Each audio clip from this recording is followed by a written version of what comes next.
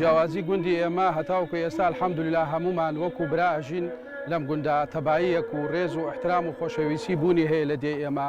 هەمومان دانیشتووی ئەم دێ لە خۆشی و ناخۆشیە هەمومان هاوکاری یەکترین الحەمدوللا تای ساتێ هیچ جیاوازیەک نییە لە ئەم دیا هەمومان وەکو برا ئەژین ئەگەر وتیانەواری کاروانی ئێوە بۆچی دوورە ئەگەر وتیان دار و بەردی وڵاتەکەی لەمار ئێوە بۆچی سوورە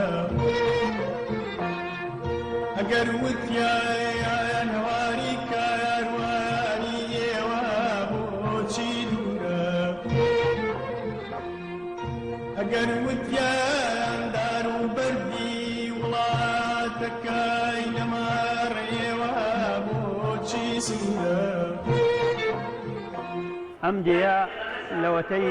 دروست بووە دائیمەن هاوکار بووە لە هەموو بۆنەکانە بۆنە ئاینیەکانە و تەبایی بووە هاوکاری یەک بووە ئەم ساڵ حەوت سەرحەیوانمان سەر بڕیوە نانی 600 نەفەرمان دروست کردێ پشت بەخوا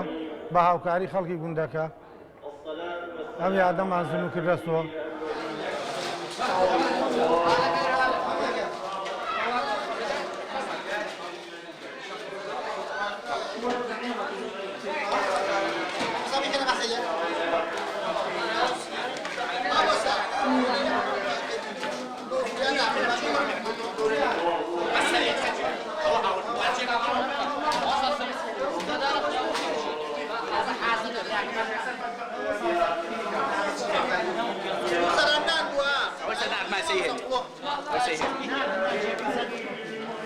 جا ئەمانج لە سازکردنی ئەم مناسبەتانە زیاتر بۆ یەکڕێزی ئەم گوندەی الحەمدوللا سوپاسی خوای تەعالاکەین کە یەکڕێزیەکی تەواو لەناو ئەم گوندا هەیە کە گوندی تازدەیەکێ لەو گوندە گەورانەی گەرمیان زیاد لە 170 ماڵی تایە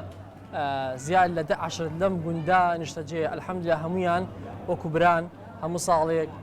چەند چالاکیەک ئەنجام دەدەی کە لەوانە